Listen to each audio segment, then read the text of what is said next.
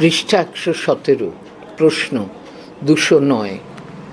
বৌদ্ধ শিক্ষার যে দিকটি সহানুভূতি এবং অন্তর্ভুক্তির সংস্কৃতিতে উৎসাহিত করে?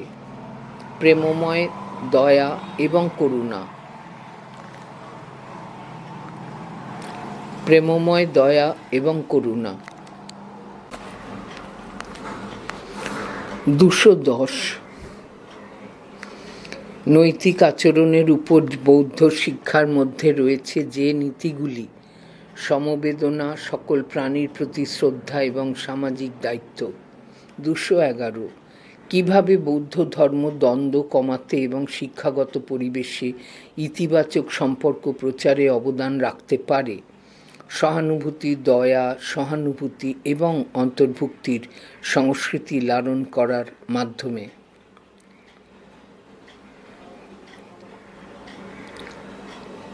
২১২। বৌদ্ধ ধর্মে আজীবন শিক্ষা এবং ব্যক্তিগত বুদ্ধির উপর জোর দেওয়া হয়েছে, যার মাধ্যমে জ্ঞান, আত্মপ্রতিফলন এবং আত্ম উন্নতির ক্রমাগত সাধনা। ২১৩। প্রাচীন গ্রিক দর্শনের একটি উল্লেখযোগ্য দিক হল অধিবিদ্যা এবং নীতিশাস্ত্রের অনুসন্ধান। ২১৪। বাস্তববাদের একটি চারিত্রিক বৈশিষ্ট্য হল ব্যবহারিক ফলাফল, অভিজ্ঞতা এবং সমস্যা সমাধানের দিকে মনোনিবেশ। ২১৫। দর্শনের আধুনিক যুগে কোন থিমগুলি অন্বেষণ করা হয়েছিল?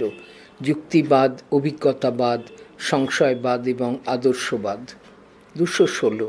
রেনেসাঁ দর্শনের একটি উল্লেখযোগ্য বৈশিষ্ট্য হল শাস্ত্রীয় শিক্ষা ও মানবতাবাদের পুনরুজ্জীবন। ২১৭। মধ্যযুগীয় দর্শনের বৈশিষ্ট্য হল ধ্রুপদী গ্রিক দর্শনের সাথে খ্রিস্টান ধর্মতত্ত্বের একীকরণ। ২১৮। উত্তর আধুনিক ঐতিহ্যগত ধারণাকে চ্যালেঞ্জ করে সত্য, যুক্তিবাদ এবং বাস্তববাদ। ২১৯। বিশ্লেষণাত্মক দর্শন প্রধানত দর্শনের কোন দিকের উপর দৃষ্টি নিবদ্ধ করে? যুক্তিবাদ, ভাষা এবং ধারণার বিশ্লেষণ। ২২০। রেনেসাঁর সময় কোন ব্যক্তিত্বকে মানবতাবাদী দার্শনিক হিসেবে বিবেচনা করা হয়? Nicolás Machiavelli. ২২১। কোট কগিটো এরগো সাম। ২২২। কোট কগিটো এরগো সাম আনকোট।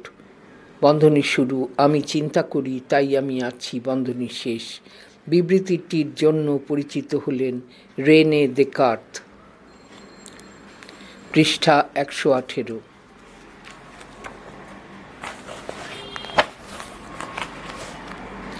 প্রশ্ন ২২২। কোন দার্শনিক সক্রেটিস পদ্ধতির সাথে যুক্ত?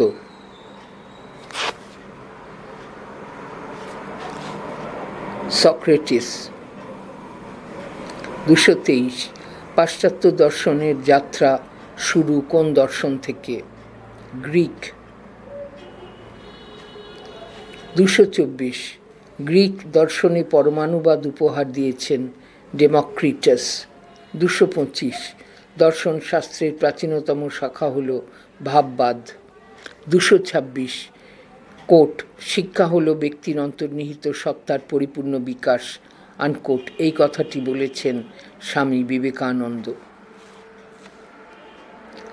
২২৭। কোট শিক্ষা মানুষের আধ্যাত্মিক জীবনের গণ্ডিকে বিস্তৃত করে আনকোট। এই কথাটি বলেছেন রাস্ক। ২২৮। কোট আত্মোপলব্ধি শিক্ষার চরম লক্ষ্য আনকোট। এটি বলা হয়েছে ভাববাদে। ২২৯। শিক্ষাদানের ক্ষেত্রে প্রশ্নোত্তর পদ্ধতির কথা বলেছেন সক্রেটিস। ২৩০। শিক্ষাদানের ক্ষেত্রে কোট আলোচনা ও বিতর্ক পদ্ধতি আনকোট অনুসরণের কথা বলেছেন প্লেটো। ২৩১। শিক্ষাদানের ক্ষেত্রে নির্দেশদান ও বক্তৃতা পদ্ধতির উপর গুরুত্ব দেওয়ার কথা বলেছেন হারবার্ট স্পেন্সার।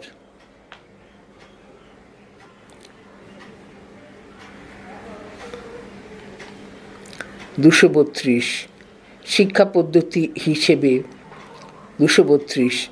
পদ্ধতি হিসেবে শিশুর স্বতঃস্ফূর্ত সক্রিয়তা ও খেলার উপর গুরুত্ব দেওয়ার কথা বলেছেন ফ্রয়েবেল। 233 প্রথম শিশুকেন্দ্রিক শিক্ষার কথা বলেছেন জন অ্যাডামস। 234 কোট প্রকৃতিই হলো শিশুর আদর্শ শিক্ষক আনকোট, এই কথাটি বলেছেন Rousseau. 235 quote give your pupil no verbal lesson unquote, এই কথাটি বলেছেন রুশো। 236 মুক্ত শৃঙ্খলা বা স্বতঃস্ফূর্ত শৃঙ্খলাকে বিশেষ গুরুত্ব দানের কথা বলা হয়েছে প্রকৃতিবাদী দর্শনে।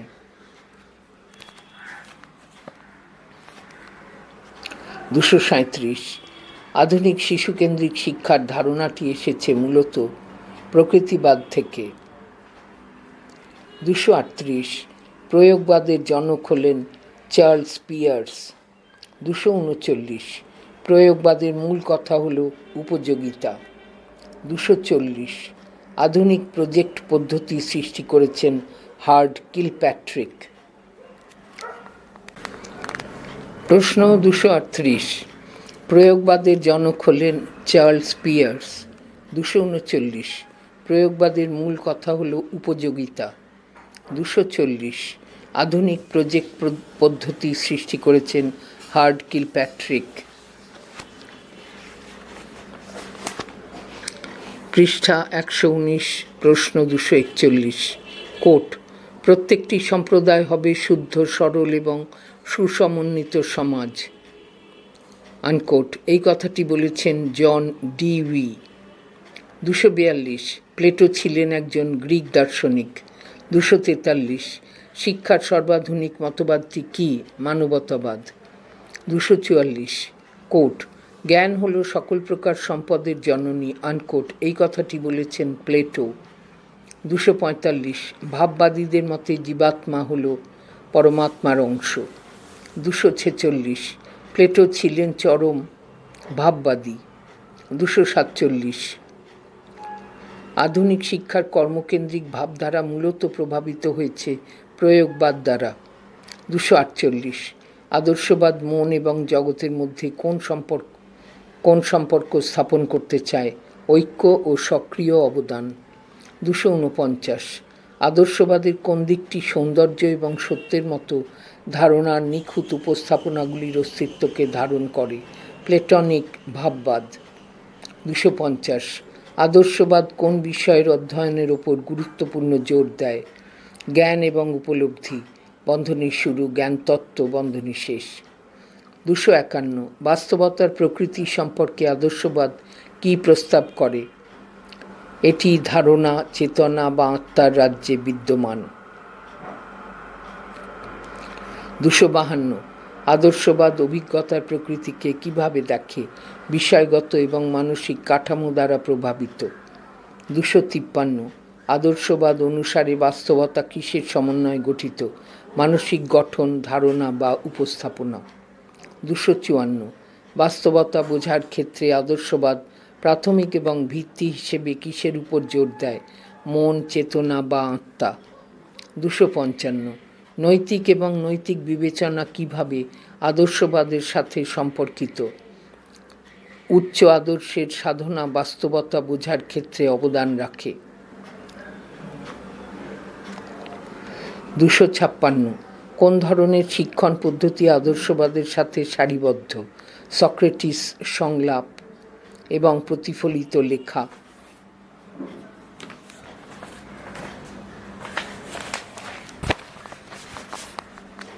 পৃষ্ঠা 120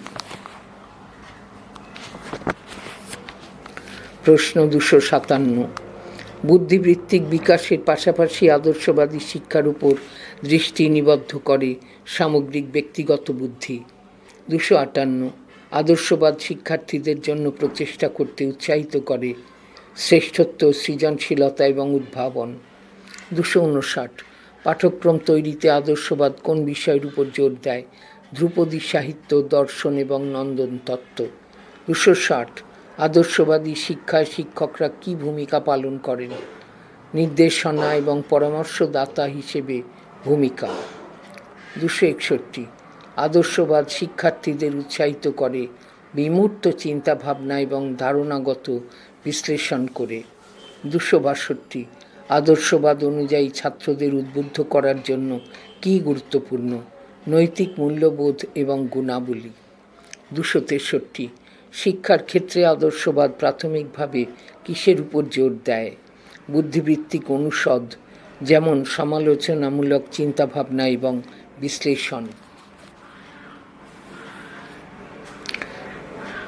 264 বিমূর্ত তত্ত্ব বা নীতির চেয়ে বাস্তববাদ কী অগ্রাধিকার দেয়?